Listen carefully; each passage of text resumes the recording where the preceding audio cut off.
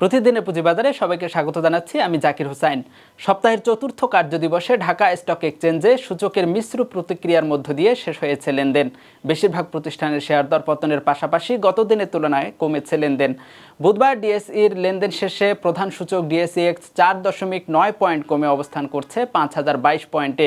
অন্য সূচকগুলোর মাঝে সরিয়া সূচক ডিএসইএস 0.63 পয়েন্ট কমে দাঁড়িয়েছে 1121 পয়েন্টে, আর ডিএস30 সূচক 7.67 পয়েন্ট বেড়ে অবস্থান করছে 1867 পয়েন্টে।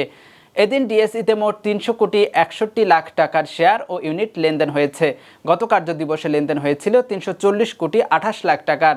আজ লেনদেন হওয়া 395টি কোম্পানির মধ্যে দাম বেড়েছে 119টির, বিপরীতে 214টির শেয়ার দর কমেছে। অপরদিকে অপরিবর্তিত রয়েছে 62টি কোম্পানির শেয়ার দর।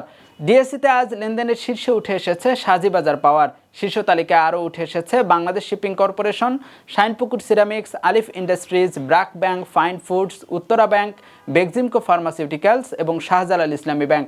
অপর পুঁজিবাজার চট্টগ্রাম স্টক এক্সচেঞ্জে লেনদেনে অংশ নেওয়া 207টি প্রতিষ্ঠানের মধ্যে 113টি প্রতিষ্ঠানের শেয়ার দর কমেছে। শেয়ার দর বেড়েছে 72টি প্রতিষ্ঠানের এবং দর অপরিবর্তিত রয়েছে 22টি প্রতিষ্ঠানের। এদিন সিএসইতে 4,41,31,000 টাকার লেনদেন সম্পন্ন হয়েছে। এই ছিল আজকের পুঁজিবাজার। সঙ্গে থাকার জন্য ধন্যবাদ। ঘরে বসেই ট্রেড করতে চান? তাহলে আমরা দিচ্ছি তার বেস্ট সলিউশন। মার্কেটের সব প্রয়োজনীয় তথ্য জানা থাকলে বিনিয়োগের যাত্রা হয়ে ওঠে আরো সহজ। তাই আপনার সফলতার সম্ভাবনাকে কাজে লাগাতে ডাউনলোড করুন দেশের নাম্বার 1 ট্রেডিং অ্যাপ গিফটি ফাস্ট।